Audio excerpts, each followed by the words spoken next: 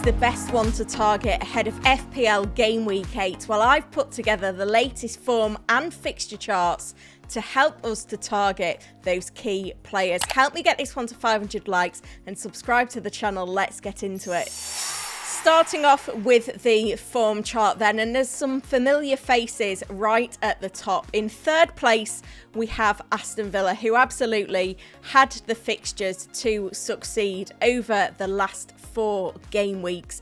In second place, it's Chelsea, and they're a team that have really impressed with their performances over this spell. They have had some easy games, but they've also had some trickier fixtures in there to navigate as well, and they've absolutely excelled in them, and they look like a very good team to invest in, looking at just the form only.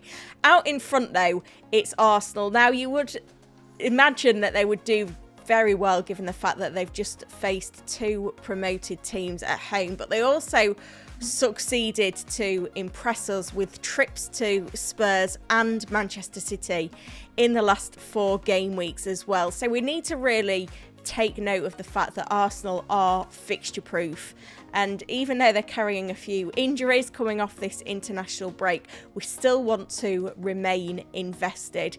If we now move to look at the fixture charts, these are taken from Fantasy Football Hub, filtered by attack for the next 4 game weeks.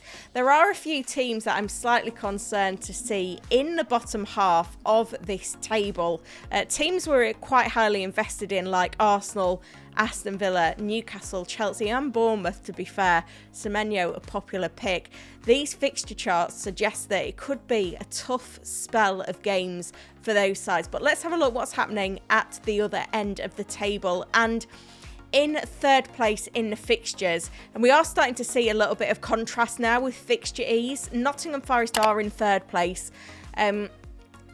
All of these teams that are in the top 3, by the way, do have 3 home games in their next 4. My only concern with Forest is, can they score enough goals? Are they explosive enough? Because they've been getting the results, but they've not been wiping the park and really scoring a load of goals in each game. In second place, it's Spurs. Now, they're a team that I'm very invested in for transferring this week. I'm already eyeing up a move to get Dominic Solanke into my team, but there are very good options elsewhere as well, and you know, we need to see what the injury situation's like by the end of the week, so that's something to consider as well. In top spot, a team I'm not sure I'm really wanting to invest in, Manchester United, but it's now or never. You look at their fixtures and they are a team highly investable in. They've got home games against Brentford, Chelsea and Leicester, plus a trip away to West Ham in there as well. But it's really difficult to tell who's going to be in those starting positions. Who's going to play up front? Is it going to be Xerxes? Is it going to be Højlund? And then we're seeing Ahmad, Rashford and Garnacho threatening for spaces on the wings. And it's not clear from game to game who's going to get the minutes. Garnacho always a risk coming off the international break. But let's put all of that together to look at the combined chart. And this is really, really interesting because there's a cluster of teams in and around the same. There's actually a tie for third place between Liverpool, Manchester City and Chelsea. So, you know, balancing those forms and fixture numbers out, it's quite clear to see here that significantly you kind of get, you know, what you're getting from these sorts of teams, regardless of, you know, whether they've had a patchy run of form or the upcoming fixtures don't look as great. In second place, though, significantly above that trio, it is Arsenal, who look very wise for investment at the moment. Obviously, we've got a ton of their players flagged in the game at the moment, but if Saka is still fit for game week 8, you really want to hang on to him because he's the talisman of the side. He's dominating set pieces. He's the one that's most explosive as well. Havertz, another player currently flagged in that Arsenal lineup, but I still really like the look of the double Arsenal attack. So please wait for news and don't knee-jerk these players out of your squads because they look like they could be really good picks for the long term. Top of the chart though, and significantly out of front ahead of the rest, it's Spurs. So I think the biggest piece of advice is, if you're going to buy a player for game week 8, try and get a Spurs player in. Let's have a look now at their best attackers. Now, the one that's stealing the headlines at Spurs at the moment is Brennan Johnson, with 4 goal involvement in his last 4 games. It's hard to argue with that consistency. My only concern is his minutes, because 3 of his last 4 Premier League games he's only made it to the 75-minute mark, but maybe with the fixtures that Spurs have got coming up, he doesn't need to play the full 90 to haul. And at 5.2% owned, he's still a differential. Seen lots of managers bringing him in, but 6.6 million as well, he is a bit of a bargain. So he's one to consider. I'd also have half an eye on James Maddison as well, because he's had 3 goal involvements in the last 4 game weeks, and he's tending to get a few more minutes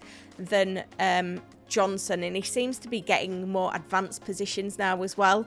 It's not always clear to know where, you know, the likes of Kulusevski will play, but Maddison seems to be nailing down that number 10 role now, and he has got 5 goal involvements this season as well. And I think with Solanke back in the team, that really helps Maddison to have that additional target man, and I think set pieces are going to be key for Spurs this season. But the one that I really want to own is Solanke, and I'm weighing up a move from Jackson to Solanke in my own FPL team. So obviously he got injured in the first game of the season, but since the last international break, he started all 4 games with 2 goals and an assist, only missed 3 minutes of action, and 7.6 million and 11.8% owned.